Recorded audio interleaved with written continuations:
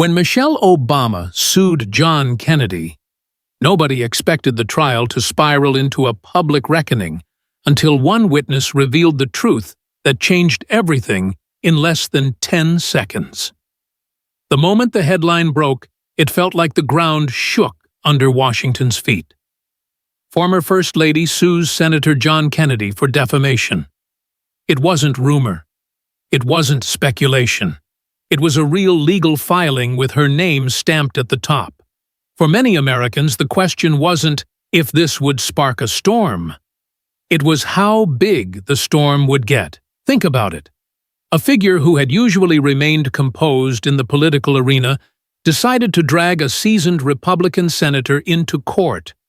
That alone was enough to guarantee cameras outside the courthouse, reporters swarming, and cable networks filling airtime with endless speculation. But what really made people's jaws drop was the idea that this case wasn't about policy or power struggles in Congress. It was about words. Words Kennedy had spoken sharp and direct, that her team claimed had crossed the line into defamation. And in today's world, where every sentence can be clipped, tweeted, replayed, and dissected, the stakes couldn't have been higher. The courthouse in New Orleans was where it all began. Early morning, the air sticky with Louisiana humidity. Yet that didn't stop the crowd. Protesters with homemade signs stood shoulder to shoulder with Kennedy supporters draped in flags. Reporters leaned over barricades, shouting questions at anyone in a suit who walked by. A local man standing on the corner with a cup of iced coffee whispered to a friend, "This feels bigger than a trial. It feels like history." Inside, the atmosphere was heavy. Wooden benches filled with journalists, legal experts, and curious citizens who managed to squeeze in. At the front, two figures whose lives couldn't be more different.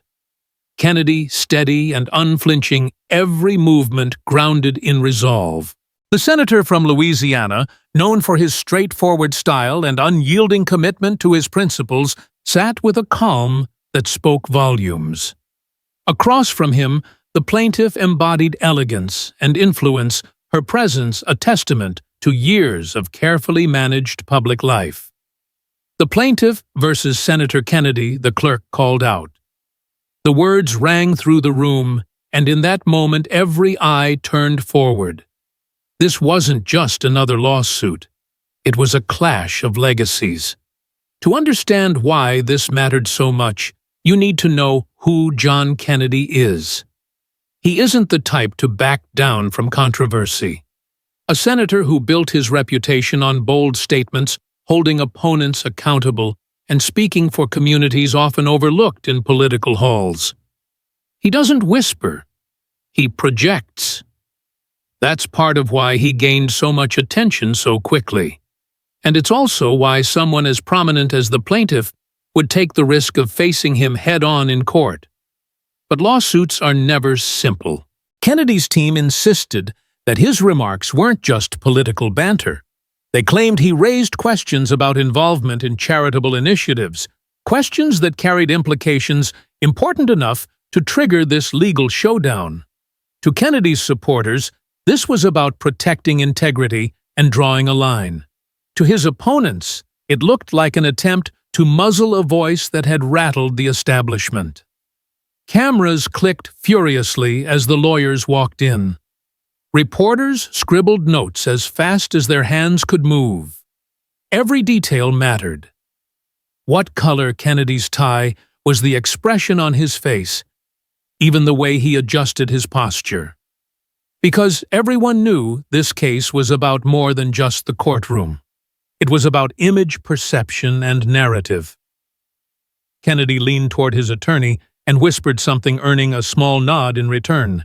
The plaintiff didn't flinch, her expression unreadable, but she clutched her pen tightly against her folder. These two weren't just separated by ideology. They were separated by approach. The plaintiff carefully curated a portrait of poise turned to action only when necessary. Kennedy, forthright and unapologetic, his very presence a challenge to the status quo. The first few minutes of that morning made one thing clear.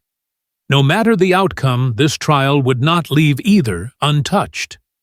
Reputations would be tested, secrets would be hinted at, and the whole nation would be watching, waiting for the spark that could ignite something larger than both of them. Outside, chants rose louder.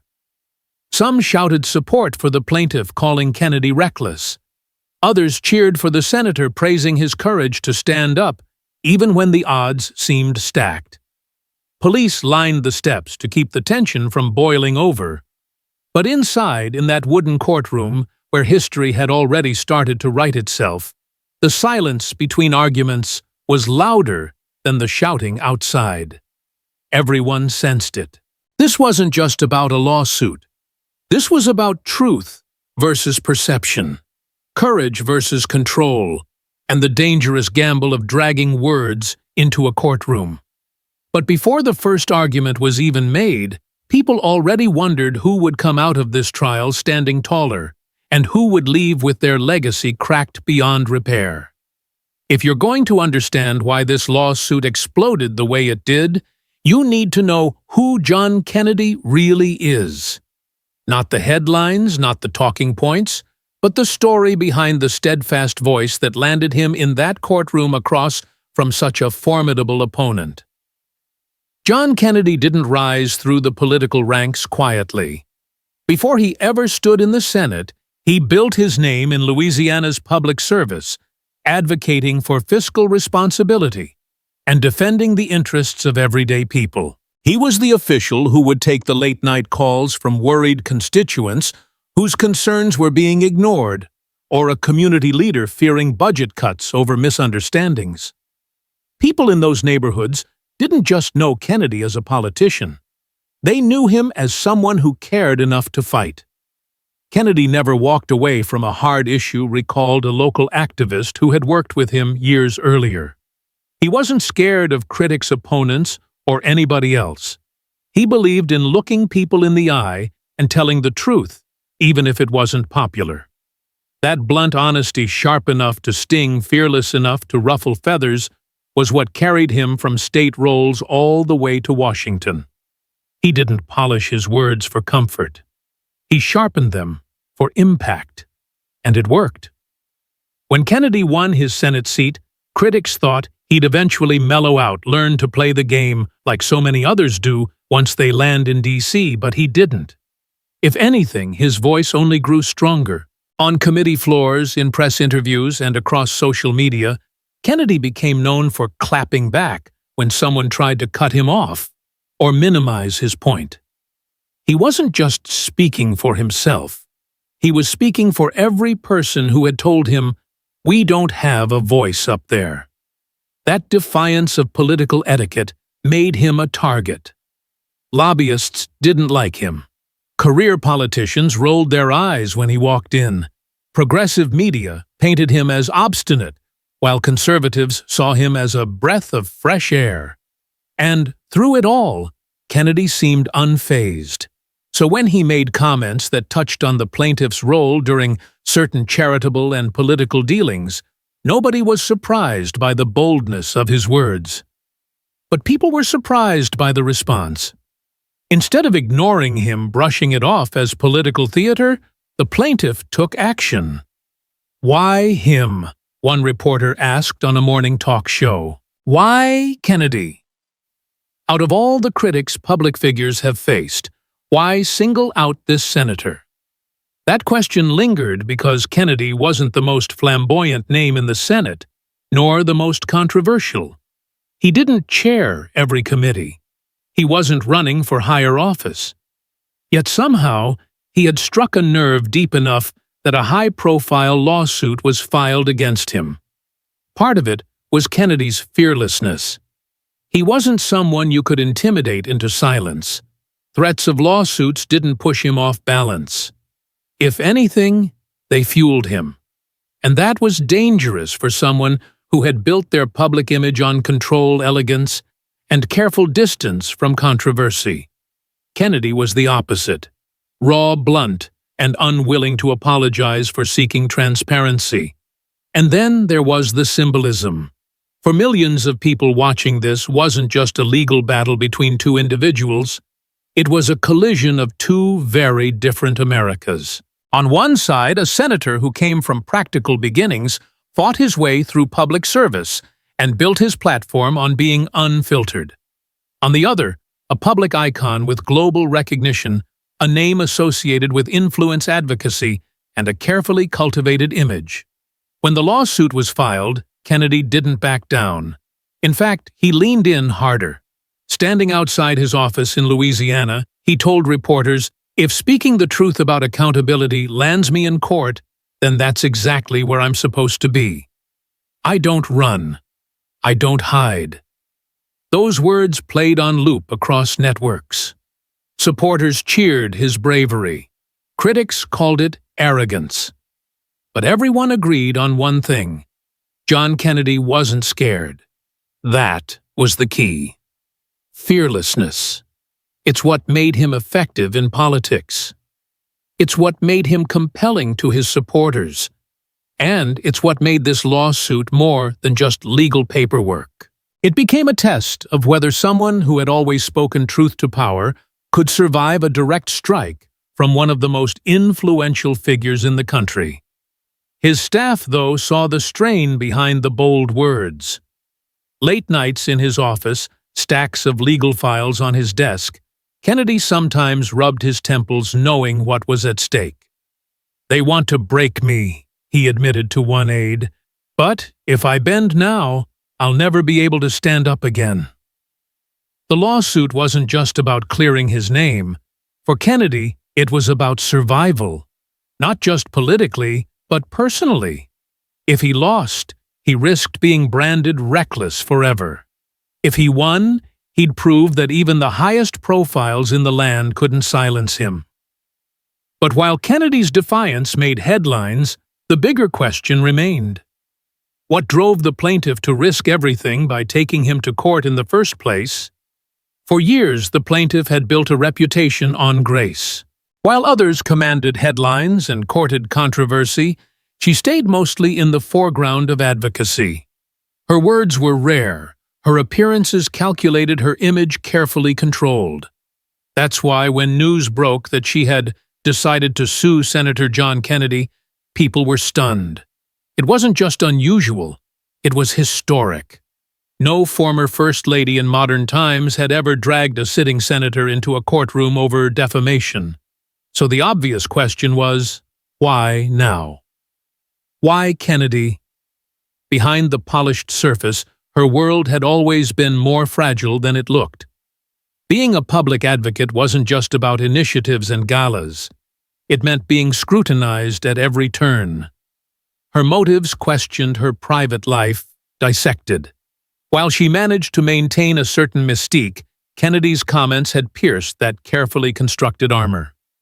According to her legal team, the senator's remarks went beyond political criticism. They claimed Kennedy had implied involvement in behind-the-scenes dealings that could tarnish her reputation permanently. For a woman who had spent years crafting an image of elegance and distance from Washington's chaos, those words weren't just insulting, they were dangerous. "She's not protecting just herself here," said one legal analyst on CBS. "This case is about her own identity, her own dignity." Advisors debated for weeks before the lawsuit was filed. Some argued it would only give Kennedy more attention, painting him as a fighter against power. Others insisted silence would be seen as weakness. In the end, she made the call herself. "I will not let lies stand," she reportedly told one aide, her voice sharp, uncharacteristically firm. Her choice carried enormous risks. By filing, she opened herself up to scrutiny. Depositions, cross-examinations, the press, digging into her history, things she had long tried to avoid. But she wasn't acting out of impulse. She believed this case could be her moment to show strength on her own terms. Supporters rallied to her side.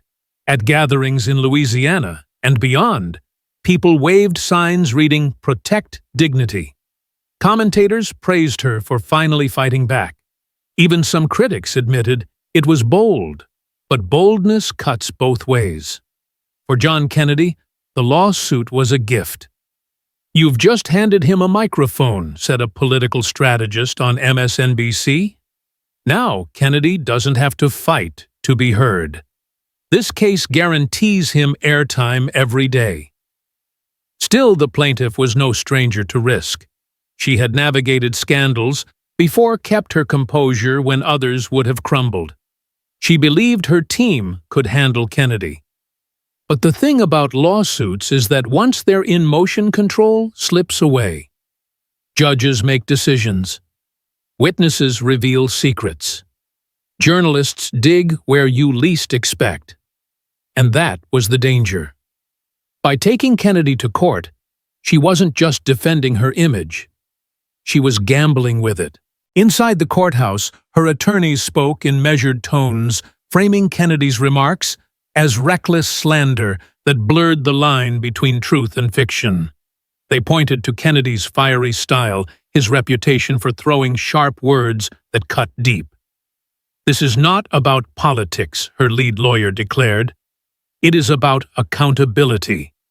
It is about protecting the integrity of a public figure." She remained quiet through most of it, her face unreadable, but every so often she scribbled notes and slid them to her attorney. Observers described her demeanor as icy calm, a contrast to the buzzing energy surrounding her. For a moment, it looked like the lawsuit might work. The arguments were clean, the legal foundation solid, but beneath the surface cracks were already forming. Because every defamation case has a burden proof, and proof requires evidence, testimony, context. Kennedy's lawyers knew that. They didn't just prepare a defense. They prepared an offense. Meanwhile, commentators outside the courtroom debated her motives endlessly. Some framed it as personal pride.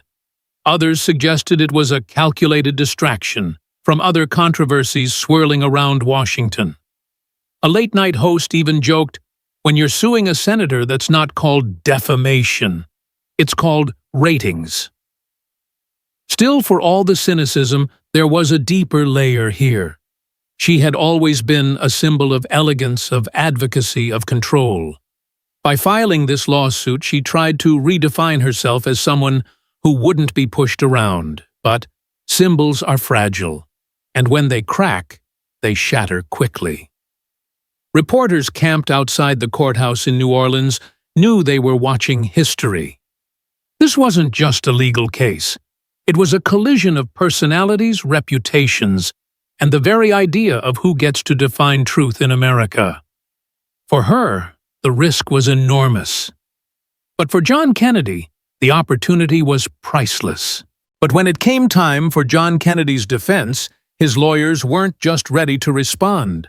They were prepared to flip the narrative on its head.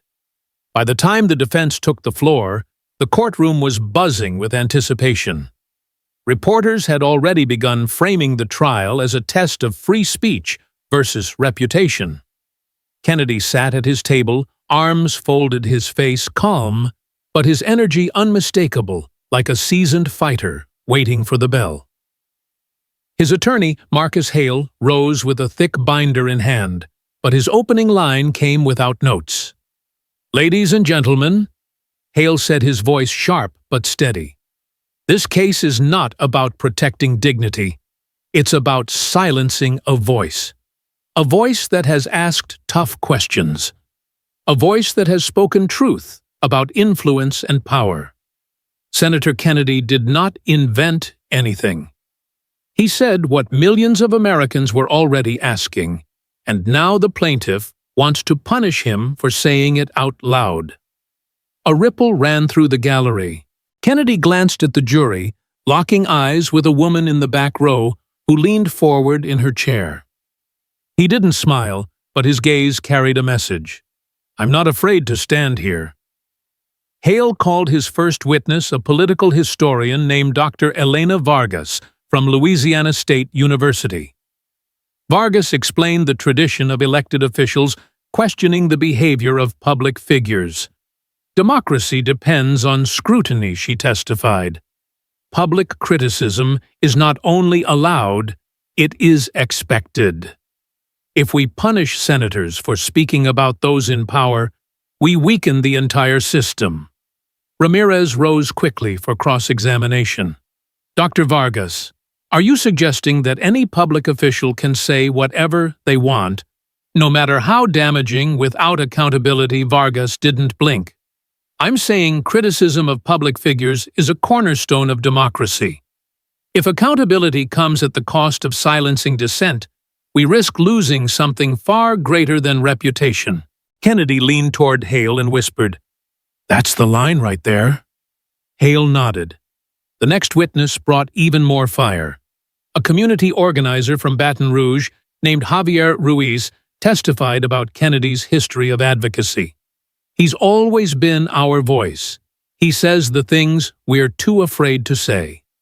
If he gets sued for that, what chance do the rest of us have?" Ramirez objected, calling it irrelevant. But the judge allowed the statement to stand. Finally, it was time for Kennedy himself to take the stand. The courtroom hushed as he rose, walked to the witness chair, and placed his hand on the Bible. Reporters leaned forward, pens poised. Senator Kennedy Hale began. "Why did you make the comments that led to this lawsuit?" Kennedy's voice was even, but every word carried weight, infused with that distinctive Southern drawl that made his points land like Gandhi gospel. "Because I believe the American people deserve transparency. Because when you see patterns of influence, you don't stay quiet. And because being in the Senate isn't about protecting the powerful, it's about protecting the people who sent me here." Hale let the silence stretch, then asked, "Did you intend to harm the plaintiff personally?" "No," Kennedy answered firmly. "I intended to shine light where too many people prefer darkness. If that's considered harm, then we need to question what we're protecting in this country." Ramirez rose for cross-examination, adjusting her tie before stepping forward. "Senator, you understand the weight of your words, don't you?" "I do." "And you admit that your comments suggested the plaintiff was involved in questionable dealings." "I admit I raised questions," Kennedy shot back. "Questions based on patterns we all witnessed." "So you had no direct evidence?" Kennedy leaned forward, his voice low but steady. "Evidence doesn't appear out of thin air, Ms. Ramirez. Sometimes it takes someone asking the uncomfortable question to bring it into the light." The jury's eyes flickered between the two. Ramirez pressed again. "So you're saying you made damaging statements without proof?" Kennedy didn't hesitate. "I'm saying I did my job, and if doing my job means upsetting influential people, so be it." The courtroom erupted in whispers. The judge's gavel slammed down. Order. Kennedy sat back in his chair, unbothered, his chin lifted slightly. He wasn't just defending himself. He was making a broader point. This wasn't about him versus the plaintiff. It was about who gets to speak freely in America. As the defense wrapped for the day, Hale turned back to the jury. "You've heard from my client. You've heard from experts. This is not reckless speech. This is representation. And if we punish it, we punish democracy itself." Reporters rushed out to file stories before evening deadlines. Headlines lit up across Twitter. Kennedy fights back. "I did my job." On cable news clips of his cross-examination replayed on loop, pundits argued whether his defiance was brave or reckless. Inside the courthouse, Kennedy packed his papers calmly while the plaintiff whispered with her lawyers. The contrast couldn't have been sharper. Two figures embodying two different versions of strength, staring down the weight of history. But as powerful as Kennedy's testimony was, the real shock hadn't even arrived yet. It was waiting in the form of a witness no one saw coming. One who would change the course of the trial in less than 10 seconds. By the third week of the trial, the case felt like it had reached a deadlock. The plaintiff's team had framed Kennedy as reckless, while Kennedy's defense hammered home the value of free speech. Reporters were calling it a coin toss. But that morning, as the courtroom filled again, whispers spread through the benches that Kennedy's team had something unexpected up their sleeves. When the judge asked if the defense had additional witnesses, Marcus Hale rose slowly. "Yes, Your Honor, we would like to call Mr. Thomas Riley." The name didn't ring bells at first. Reporters flipped through their notes confused. Then, as a tall man in his mid-50s walked toward the stand, the room shifted. Some gasped. A couple of people leaned toward each other, whispering urgently. Thomas Riley wasn't a household name, but for those who followed politics closely, he was known. He had worked quietly on several initiatives tied to charitable foundations, including controversial projects that critics had questioned for years. The plaintiff's attorneys stiffened. One of them leaned over and whispered in her ear. She tilted her head slightly, her eyes narrowing. Kennedy, on the other hand, folded his arms and allowed himself the faintest smile. Riley raised his right hand, swore the oath, and sat down. His posture was upright, his face calm, his voice steady, as Hale began, "Mr. Riley, could you tell the court your role in previous charitable initiatives? I was a senior advisor involved in project negotiations, particularly those tied to public-private partnerships," he said.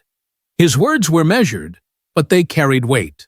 "And in that role, did you have any interaction with the plaintiff?" The plaintiff's attorney shot to his feet. "Objection. Relevance." Hale barely flinched.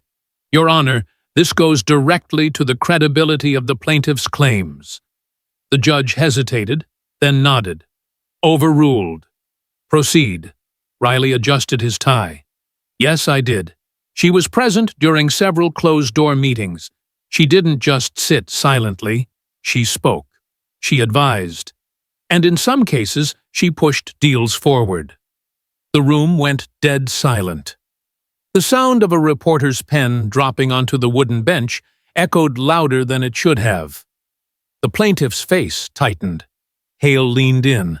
"To be clear, you are saying that the plaintiff was directly involved in negotiations that were later shielded from public scrutiny." "Yes," Riley replied simply. That single word "yes" landed like an explosion. It had taken less than 10 seconds, but the courtroom was forever changed. From the press benches, reporters scrambled, fumbling with laptops and phones, trying to get the quote out before anyone else. A few gasps rippled through the gallery. Even the jurors exchanged quick glances, their pens flying across pages. The plaintiff's attorney jumped up again. "Objection. This is hearsay. This is unfounded." But the damage was done. No matter how many objections, no matter how much cross-examination would follow, the image of the plaintiff as silent, uninvolved, and above the fray had just been shattered. Hale didn't push further. He didn't need to. He let the silence do the work. Riley sat there, calm, unflinching, as if he had carried the weight of that truth for years and was finally free of it. The judge cleared her throat. "The jury will decide how much weight to give this testimony." Her words were official, procedural, but her eyes betrayed the awareness that something seismic had just occurred. The plaintiff turned toward her attorneys, her lips moving quickly in hushed tones. One lawyer shook his head, scribbling on a legal pad. Another glanced nervously toward the jury. Kennedy leaned back in his chair, arms crossed, his expression unreadable, though his aides behind him exchanged small, triumphant looks. He didn't need to gloat. The witness had spoken louder than anything he could have said himself. When recess was called minutes later, the courtroom erupted in chaos. Reporters bolted for the doors, phones glued to their ears. "We need the clip of that testimony," one shouted into her recorder. Another muttered, "That was it. That was the moment." Outside, the courthouse steps turned into a media frenzy. Microphones shoved in every direction, camera crews jostling for position. A bombshell witness claims the plaintiff was directly involved in secret negotiations. She has long denied any role in, one correspondent said breathlessly into the camera. If true, this undercuts her entire case against Senator John Kennedy. Inside, the plaintiff sat rigid, staring straight ahead. Her polished composure was intact, but a small tremor ran through her hand as she gripped her pen. For Kennedy, the testimony was more than a legal victory. It was a political windfall. That evening, clips of his calm reaction played on repeat, contrasted against the plaintiff's tight-lipped silence. Pundits described it as a turning point, not only in the trial, but in Kennedy's career. Back inside his defense office that night, Kennedy's team replayed the clip over and over. 9 seconds, Hale said quietly. That's all it took. Kennedy leaned back, exhaustion showing on his face, but his eyes lit with determination.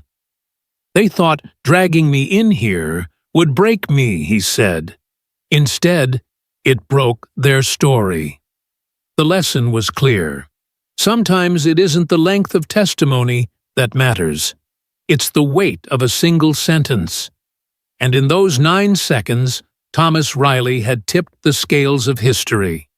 But as dramatic as the testimony was, the fallout outside the courtroom was even more explosive, and it would determine not just the verdict, but the future reputations of both sides.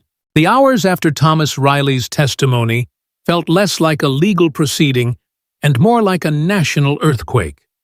Within minutes, his 9-second revelation was clipped, subtitled, and blasted across every major news outlet. Cable anchors replayed it in slow motion.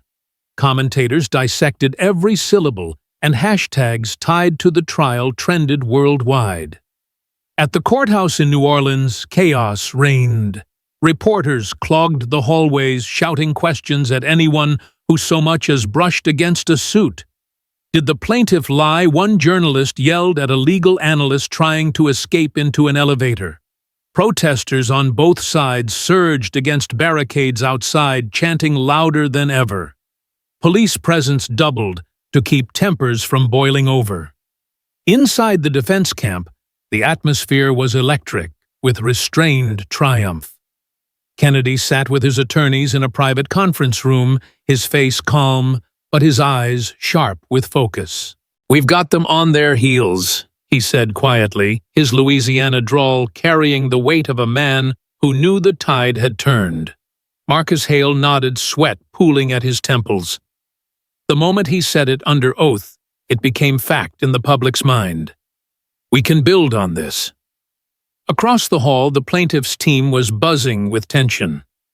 Aides huddled over laptops, scrolling through live coverage while Elena Ramirez paced the floor. The plaintiff herself sat calmly at the table, arms folded, though a slight tightening of her jaw betrayed the storm beneath her composed exterior. "They wanted a fight," she said softly, almost to herself. "They're getting one." The impact spread far beyond the courthouse. In New Orleans, a local cafe broadcast the trial on its TV. Patrons put down their mugs to listen as commentators debated the fallout. "She was supposed to be untouchable," one man muttered. His friend shook his head. "Nobody's untouchable anymore." In Washington, lawmakers scrambled to issue statements.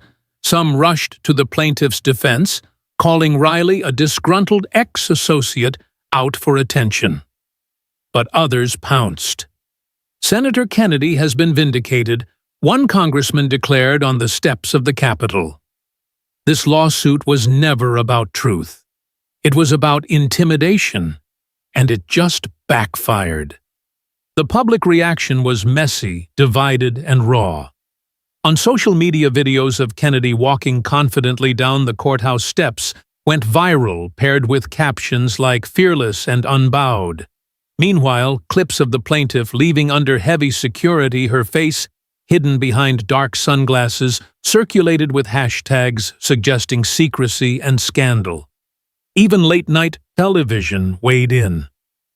One host quipped, "When your 9-second cameo in a courtroom destroys a defamation case, you deserve a medal or at least a Netflix special." The audience roared with laughter. But beneath the jokes was the recognition that the trial had crossed into pop culture, shaping perceptions far outside the legal realm. Inside the jury room, though, the mood was different. Jurors avoided eye contact with reporters, walking briskly to their cars each night. Yet their notes told the story, underlined words like truth, credibility, and transparency. Riley's testimony had left its mark, and no amount of legal maneuvering could erase it. Kennedy's supporters weren't silent either. Outside the courthouse, a woman from Shreveport waved a sign reading, "Stand with Kennedy." She told a reporter, "This is character assassination. They want to drag his name through the mud because he's honest and fearless." Her voice trembled with conviction, but her words were drowned out by chants of "Kennedy, Kennedy" from counter-protesters just feet away.